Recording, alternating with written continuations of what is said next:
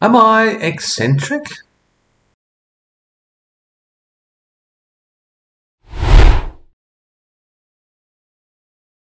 The answer to that question, am I eccentric, is almost definitely a resounding no.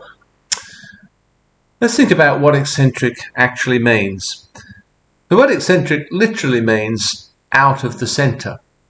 So if you have a centre of society, let's say society looks something like a dartboard, and you have the centre bullseye, and then around that you have the 25-point mark. I reckon within a society most people probably fall within that 25-point bullseye sort of region, and they are the centric people, if you like. And then there are a few scattered on the outside who are the eccentric people. Now, of course, what constitutes the centre of a society varies from society to society, and what people in Australia consider normal, people in other countries might consider eccentric, and so on.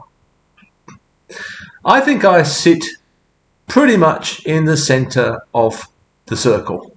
I remember walking home from university one time when I was living in Lausanne in Switzerland, and the vehicles heading towards me were moving very slowly.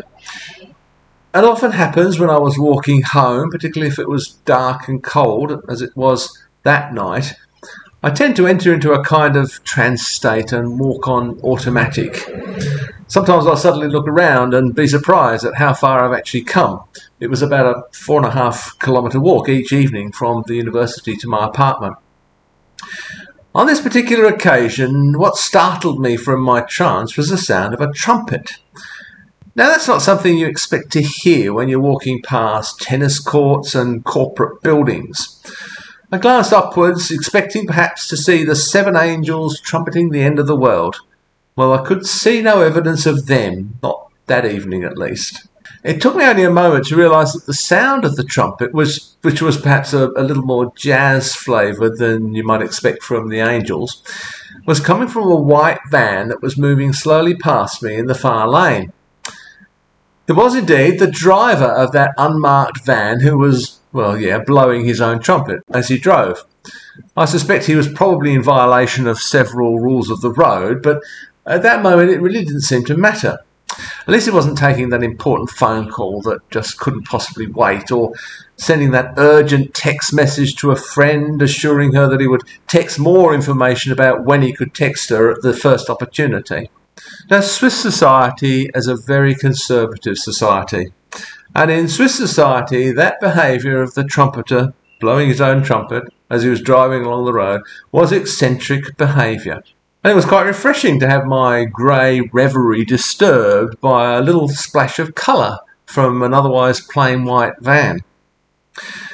And that's what eccentricity does, isn't it? It brings some colour, some flavour, some entertainment, if you like, into the world, which can otherwise be pretty grey and boring, especially if you're someone like me who's pretty grey and boring. I think we really need eccentrics to show us, well, I guess where the centre is and how far we ourselves lie from the centre, and we need them to break the monotony. At some point in the future, their eccentricity might become the new centre, who knows? But for the moment, they are on the outside. They are being different, and they are challenging the norms of society. Would I like to be one of those people? Would I like to be an eccentric? Well, first of all, I think I'm far too scared of public opinion to want to be different, to want to stand out from the crowd. I hate standing out from the crowd. I will hide as much as I possibly can. I don't like to be noticed, and eccentric people are going to be noticed. But I do admire eccentric people who are unself-consciously eccentric, not those who deliberately set out to make a point, but those who are simply unaware of their own eccentricity or completely comfortable with it and wouldn't be any other way. They're not out to seek attention, however much they may actually get. It's just simply who they are. They're happy to be who they are. They're comfortable in their own body, and they don't really care what anybody else thinks. They probably it probably doesn't even occur to them that other people might think about them. I wish I was that kind of eccentric. I wish I was the kind of eccentric that was unself-consciously eccentric, that could simply be myself, be different, without even particularly realizing or caring that I was different. I would like to be one of those people who brings a little bit of shine into the world. But I suspect most of the shine has been rubbed off me by that mass of people crammed into that little centre circle.